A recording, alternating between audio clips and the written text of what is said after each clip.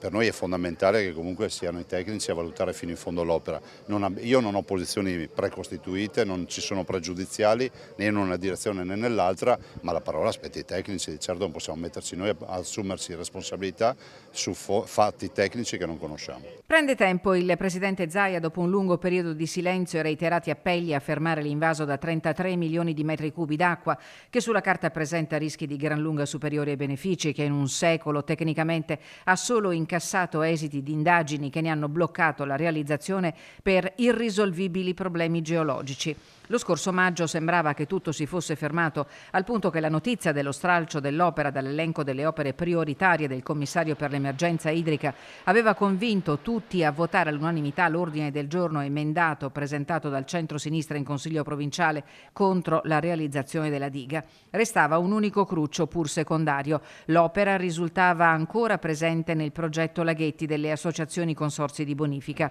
A inizio luglio l'inaspettato colpo di scena. Il consorzio Brenta ha comunicato che il progetto della diga è pronto e che gli enti interessati entro questa settimana dovranno aderire al dibattito pubblico obbligatorio.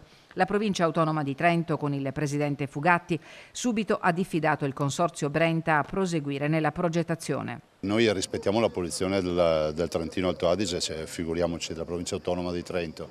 Abbiamo questa verifica tecnica che è doverosa da fare, onde evitare che qualcuno magari un giorno non dica non si è fatta l'opera e non avete neanche fatto le verifiche. Sul fatto che un invaso d'acqua possa portare benefici al territorio non si discute, sul fatto che sia sicuro al 100% ce lo devono dire i tecnici, di certo non io, ha affermato Zaia, pur se informalmente proprio i tecnici della regione avrebbero riferito che la decisione è tutta politica. Sullo sfondo la verità lapalissiana del Vajont. Ogni opera deve comunque essere definita dai tecnici, consideriamo che quella del Vajont poi fu valorizzata e ha una storia tutta a sé. Peraltro col Vajont ricordiamoci che c'era anche comunque concretamente il pericolo della frana. Le frane anche recenti nelle zone limitrofe all'area individuata per la costruzione del bacino del Vanoi basterebbero da sole a fugare dubbi o ulteriori studi.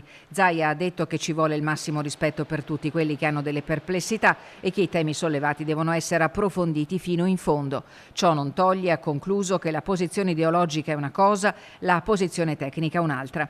Il gruppo consigliare regionale del PD ha sottoscritto una mozione, lapidaria la capogruppo Vanessa Camani. La giunta, Bottacin e Zaia devono uscire da ogni ambiguità a fronte di un'opera di evidente impatto ambientale in un territorio che ha già pagato un prezzo altissimo.